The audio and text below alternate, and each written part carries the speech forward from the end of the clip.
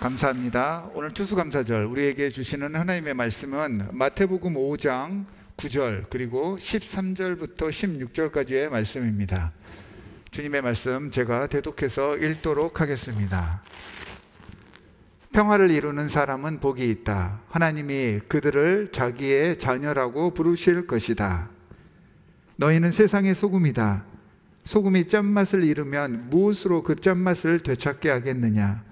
짠맛을 잃은 소금은 아무데도 쓸데가 없으므로 바깥에 내버려서 사람들이 짓밟을 뿐이다. 너희는 세상의 빛이다. 산 위에 세운 마을은 숨길 수 없다.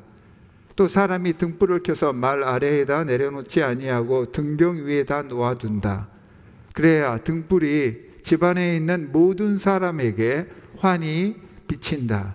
이와 같이 너희 빛을 사람에게 비추어서 그들이 너희의 착한 행실을 보고 하늘에 계신 너희 아버지께 영광을 돌리게 하여라. 주님의 말씀입니다. 자, 오늘 말씀의 제목 한번 다 같이 읽어보도록 하겠습니다. 시작. 소금과 빛의 열매를 수확합시다. 오늘은 추수감사절입니다. 지금까지 우리를 지켜주신 하나님께 감사와 찬양을 올려드립니다. 주신 은혜를 함께 나누는 귀한 계절이 되시기를 주 예수 그리스도의 이름으로 여러분들 모두를 축복합니다. 영적 수확의 계절, 우리가 지난주 삭개오처럼 복음과 구원을 믿기로 작정한 신앙이들은 어떻게 살아가야 하는지에 대해서 오늘 본문 말씀을 읽고 묵상해 보려고 합니다. 오늘 본문 말씀에서 우리 참 신앙인들의 삶은 소금과 빛의 삶을 살아야 된다라고 예수님께서 산상수훈을 통하여서 우리에게 직접적으로 명령해 주셨습니다. 자, 소금과 빛이라는 그 워딩으로 인터넷을 찾아봤는데 한 가지 재미있는 사실을 발견했습니다. 설교가 되었건 또한 해설이 되었건 찾아보니까 보통 빛과 소금 이렇게 표현을 하지 소금과 빛이라고는 잘 표현하지 않더라고요.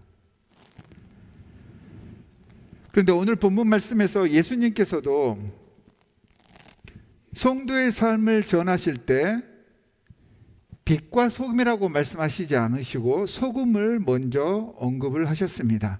보통 성경에서 무엇을 언급할 때 우선순위의 개념은 굉장히 중요한 의미를 가지고 있습니다. 오늘 본문에서 소금이 먼저 언급된 이유가 무엇일까요? 예수님의 사역, 예수님의 말씀에는 우연이란 없습니다. 먼저 소금을 언급하신 그 이유가 분명하게 있습니다. 우리가 평상시에 축복하고 이야기할 때도 세상에 빛이 되어라 이런 말은 따로 떼어서 자주 듣기도 하고 인용도 많이 합니다. 그런데 보니까 여러분 세상에 소금이 되십시오 이런 말은 잘 쓰지 않는 것 같습니다. 빛과 함께 그것도 뒤에 부수적으로 붙여져서 사용되는 것이 대부분입니다. 사람들은 이 빛이 되라 라고 하는 이 표현을 참 좋아합니다. 빛은 일반적으로 영광을 나타내죠. 그리고 드러나는 것입니다. 빛은 최고의 업적을 상징해 주고요. 앞에서 리드하고 승리하는 이 세상의 모든 것들을 보여주고 있는 그러한 단어입니다. 그래서 사람들이 이 빛이 되라 라고 하는 표현을 참 좋아하고 또한 듣고 싶어 합니다. 자녀들에게 말할 때도 빛 같은 사람이 되어라. 이 세상에 빛을 비추어라. 일어나 너의 빛을 발하여라. 이렇게는 말해도 소금 같은 사람이 되어라. 이렇게 말은 잘 하지 않습니다. 하지만 예수님께서는 오늘 본문 말씀을 통하여서 분명히 소금이 되라는 말에 힘을 주셔서 우리에게 말씀을 하셨다라고 저는 본문을 이해하고 묵상을 했습니다. 그러니까 빛이 되는 것에 앞서서 소금이 되는 게 먼저입니다. 소금 혼자서는 그냥 짭니다. 사람을 배부르게 할 수 있는 중요 영양소도 아닙니다. 제가 얼마 전 설교에서도 이 소금에 대해서 잠깐 언급을 하긴 했었는데, 이 소금의 역할은 맛을 내게 하고 부패를 방지하며 의약제의 일부분이나 비료 등으로 사용을 합니다. 이게 이제 소금에 만들어진 이유이죠. 이 소금의 역할들을 보면 자기 스스로를 드러내는 것이 아닙니다. 상대를, 주의를 돋보이게 합니다. 음식에 들어가서 그 음식의 진정한 맛을 낼 수 있도록 도와주는 역할을 하죠. 쉽게 썩을 재료에 들어가서 썩지 않도록 그 식품의 유통기한을 늘려줍니다. 거기서 한 단계 더 나아가서 음식을 그냥 썩지 않게만 하는 것이 아니라 음식이 발효될 수 있도록 돕습니다. 발효가 되면 원래 그 음식이 전혀 다른 음식이 되는 것이죠. 배추가 오래 두면 그냥 썩습니다. 그런데 소금과 양념들을 함께해서 버무려 두면 이게 이제 발효가 되잖아요. 그러면 배추가 썩으면 한 달 안에 그냥 다 버려야 되지만, 배추가 발효가 되면 오래될수록 귀한 배추가 되죠. 완전히 새로운 모습으로 변화할 수 있도록 돕습니다. 한층 업그레이드된 음식이 탄생하게 하는 것입니다. 이 과정을 가능하게 하는 것이 소금입니다. 소금이 이 보조 역할을 잘 해내기 위해서는 반드시 들어간 재료 속에서 녹아야 합니다. 스스로가 녹지 않고 버티면 소금은 소금으로서의 역할을 다할 수 없습니다. 자신의 형태가 남아 있어서는 안 됩니다. 자신의 형태가 완전히 다 사라져야 합니다. 희생해야 한다는 것입니다. 예수님께서 구원의 확신을 갖고 복음을 소유한 신앙인들에게 너희는 세상의 소금이다 라고 명령하신 이유는요, 사라지라는 말입니다. 사라지라는 말입니다. 주님은 살맛 나는 세상을 이루기 위해서 우리 믿는 자에게 겸손과 사랑으로 주위의 모든 사람들을 섬길 것을 지금 요구하고 계신 것입니다. 예전에도 제가 설교에서 같은 표현을 했던 것 같은데, 살맛 나는 세상, 정말 맛있는 세상, 하나님의 의도대로 돌아가는 그러한 세상, 이거 하나님의 나라이고요. 믿는 사람들은 이 세상을 만들기 위해 그 세상 속에 소금이 되어 희생함으로 이 나라를 완성해 나아가야 할 사명이 주어져 있는 것입니다. 소금이 소금으로서의 역할을 못하면 맛만 없어지는 것이 아니고요, 그곳에 부패가 생깁니다. 생명력을 제공하는 것이 소금의 역할이고요, 또한 방부제의 역할입니다. 인간의 몸에 필요한 하루 최저 소금 섭취량이 10에서 15g이라고 합니다. 이 소금을 섭취를 해야지, 이게 공급이 되지 않으면 우리 몸에서 노폐물이 밖으로 배출되지 못합니다. 그래서 병이 생기고 심하게는 생명이 위태로울 수도 있습니다. 자, 그리스도인들 역시 이 소금처럼 어느 곳에 가든지 신앙이 있는 그곳에는 부패함이 없어야 합니다. 그곳에는 썩어 없어져 버린 그러한 모습들이 보여져서는 안 되는 것입니다. 이런 소금으로서의 하나님 자녀들의 역할을 빌립보서 4장 8절에서는 이렇게 풀이하고 있습니다. 우리 함께 다 같이 빌립보서 4장 8절 말씀 읽어보겠습니다. 시작. 무엇이든지 참된 것과 무엇이든지 경건한 것과 무엇이든지 옳은 것과 무엇이든 순결한 것과 무엇이든 사랑스러운 것과 무엇이든지 명예로운 것과 또 덕이 되고 칭찬할 만한 것이면 이 모든 것을 생각하십시오 라고 소금의 역할을 풀이를 해주고 있습니다. 모든 일에 참되고 진실하게 사는 것이 신앙인으로서의 소금의 역할입니다. 그리스도인은 조용히 자신을 드러내지 않으면서도 내가 속해 있는 사회 속에 생명력을 제공하고, 그래서 그곳에 없어서는 안 될 존재가 되어야 합니다. 기독교인이 이상과 같은 소금의 역할을 감당하지 못할 때 주님은요, 무섭게 경고하십니다. 소금이 그 맛을 잃으면 밖에 버리워 밟힐 뿐이니라 라고 경고를 하고 계십니다. 고대 팔레스타인에서 평민들이 사용하던 소금은요, 우리가 지금 사용하듯이 천일염이나 이렇게 바다로부터 나오는 것이 아니라 대부분 암염이었습니다.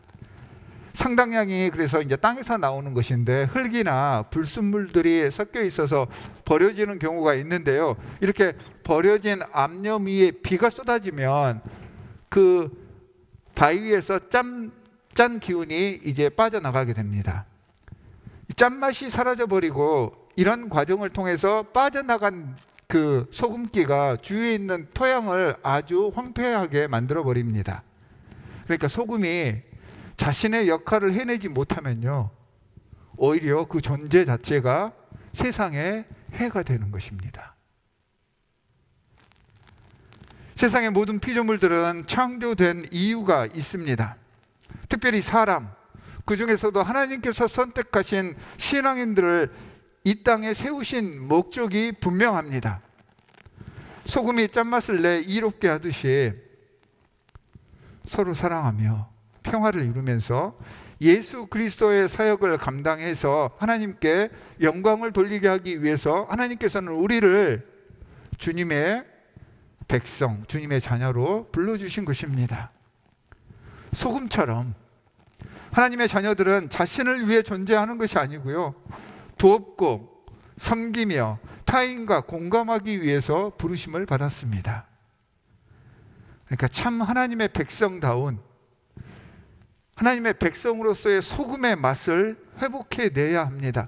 이게 우리의 진짜 맛입니다.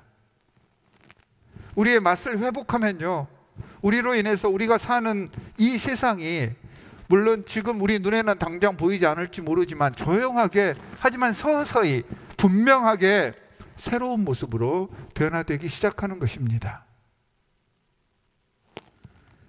자기 스스로를 드러내지 않고 자꾸 희생만 하려고 하니까 불만이 계신 분들도 계실 것입니다. 얼핏 들으면 소금처럼 살라라고 하는 말은 아무런 주장도 하지 말고 배알도 없이 그냥 모든 일에 숙이고 굽신거리는 삶을 살라라고 비춰질 수도 있습니다. 하지만 그런 뜻이 아닙니다. 그냥 너가 없어지는 것이 아닙니다. 맹목적으로 자기 부정을 요구하고 있는 말씀이 아니라는 뜻입니다.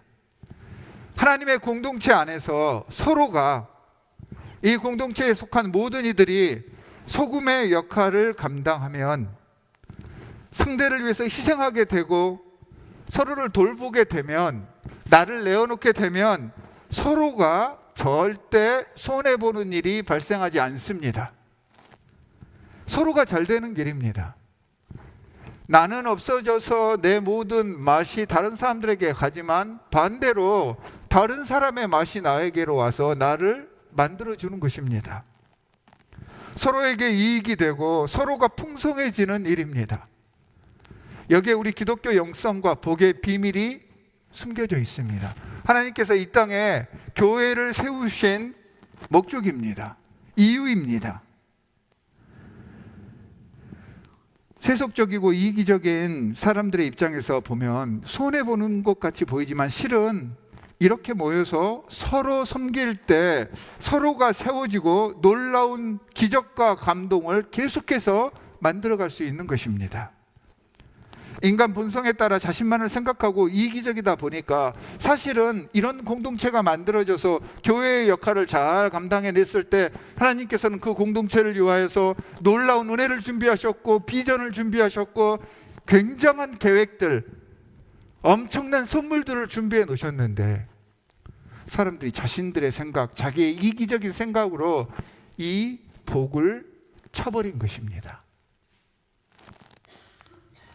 이것을 깨닫게 되면 참된 평안과 새로운 차원의 만족을 알게 됩니다. 그래서 예수님께서 우리에게 소금으로 살라라고 부탁을 하신 것입니다. 이 소금으로서의 우리를 깨닫게 된 후에라야 먼저 소금의 자세를 자격을 갖추고 난 후에라야 예수님께서는 빛이 될 수 있다라고 말씀하신 것입니다. 소금의 자세와 자격을 먼저 성취해야 나에게서 빛이 발산되는 것입니다. 우리가 보기에 이 소금의 역할이 손해 보기만 하고 없어 보이는 역할 같지만 이런 겸손과 희생의 정신이 빛이 발산될 수 있는 레디에이션 할 수 있는 그 원동력이 되는 것입니다.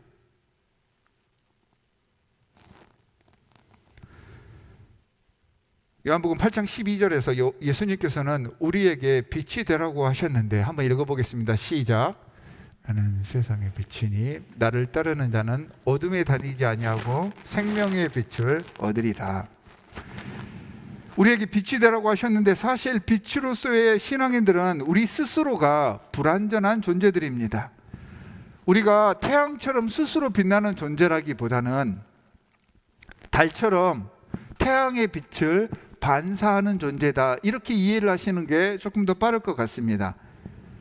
예수님께서 자기 스스로를 빛이라고 말씀을 하셨고 자신을 따르는 자가 이 빛의 혜택을 있게 된다라고 분명하게 선포를 해주셨습니다. 이 말은 생명의 빛이신 예수 그리스도의 모습을 깨닫고 알아서 그분과 교제를 하면 그분의 빛이 나에게서 반사되어서 나는 태양을 반사하는 달과 같은 그런 빛을 세상에 보일 수 있다, 이런 의미입니다.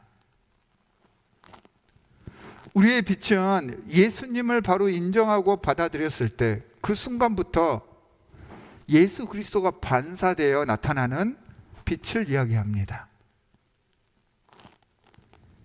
자, 빛의 사명을 마태복음 5장 15절에서는 다른 이들에게 비추는 것이다 라고 설명을 합니다. 그러면서 이어서 16절에서는 이렇게 사람에게 나를 비춘다는 의미가 우리의 착한 행실을 통해서 상대가 감동받고 변화되어서 우리의 삶을 통해 하나님 아버지께 영광 돌리게 하는 그 일이다 라고 덧붙여서 설명을 하고 있습니다. 자, 사람들은 빛이 되라 라고 하는 말씀을 보며 자기가 높아지고 주목받으며 또한 조명받기를 기대하겠지만 저는 개인적으로 빛이 되라 라는 말을 누군가에게 들으면 솔직히 이제는 부담스럽습니다. 이제 나이가 먹어가고 그러면서 내 스스로가 부족하고 또한 죄인임을 깨달아 갈 때마다 이 빛이 되라 라고 하는 말이 그렇게 살지 못한 저에게 불편한 명령일 때가 많습니다. 빛으로 살라고 하시는데 지금 내가 그렇게 살고 있는지, 주님이 기뻐하시는 정도의 그런 빛의 삶을 살고 충분한 발길을 밝히라고 하는데 내 빛이 과연 그 정도의 빛이 되는지 자꾸 고민이 됩니다. 그냥 예수님께서 우리의 부족한 거 너무나도 잘 아시잖아요. 그러니까 이런 부담감 주지 않으시고 야 그렇게까지 하지 않아도 되니까 그냥 편하게 신앙생활을 해라, 이렇게 이야기를 해주시면 진짜 좋을 것 같은데, 그러면 조금 더 이기적으로 손쉽게 신앙생활도 해볼 수 있을 것 같은데 예수님께서는 그렇게는 허락하지 않으셨습니다. 착하게 살라고 하시며 착하게 사는 것도 그냥 착하게 사는 것이 아니라 우리의 착한 행실로 타인을 감동시키고 그들로 하나님께 영광 돌리게 해야 한다라고 명령을 하십니다. 그래서 때론 이 예수님의 명령과 내가 살고 있는 내 실존, 내 본 모습이 부딪혀서 갈등을 일으켜서 내 삶의 장애물이 되고 그래서 앞으로 나아가지 못할 때가 많습니다. 우리의 빛이 사실은 다른 사람들을 감동할 정도로 또한 아버지를 기쁘게 할 정도로 충분히 찬란하고 밝지를 못합니다. 솔직히 그렇잖아요. 제 빛만 그렇습니까? 내 빛의 밝기는 내가 제일 잘 압니다.